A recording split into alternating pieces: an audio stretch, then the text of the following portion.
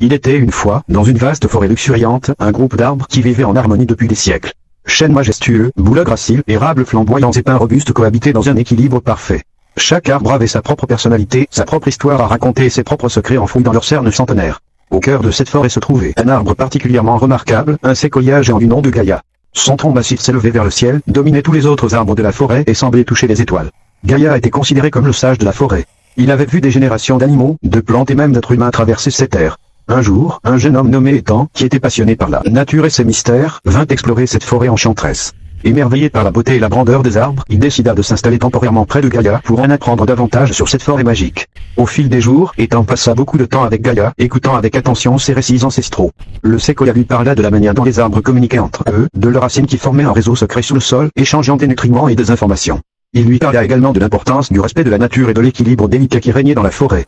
Étang rencontra également d'autres arbres fascinants dans la forêt. Il fit la connaissance de Vilov, un saule mélancolique qui chantait doucement au vent, apaisant les esprits troublés. Il rencontra Birch, un bouleau plein de grâce, dont l'écorce était utilisée pour écrire des poèmes dans de nombreuses langues depuis des siècles. Il apprit des chants d'oiseaux de Robin, un érable joyeux dont les feuilles semblaient toujours s'illuminer comme si elles étaient en feu. Cependant, Étang comprit aussi que la forêt faisait face à des défis. Le climat changeait, affectant la santé de certains arbres. Les animaux étaient parfois menacés par les activités humaines incontrôlées. Cela rendit Étang triste, et il se tourna vers Gaïa pour chercher des réponses. Gaïa, avec sa sagesse infinie, dit à Étang que la forêt avait besoin d'aide pour survivre et prospérer.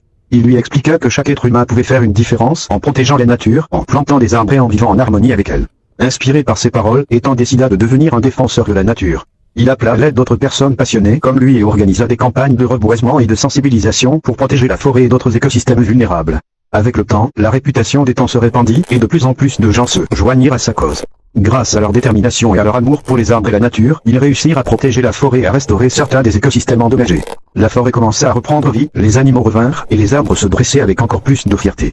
Gaïa, témoin de ces changements positifs, fut rempli de joie et de gratitude envers Étang et tous ceux qui avaient choisi de protéger cet endroit magique. Et ainsi, l'histoire de la forêt et de ses arbres continuait de se dérouler, portée par l'amour, la sagesse et l'engagement d'Étang et de tous ceux qui avaient appris à préserver la beauté fragile de la nature.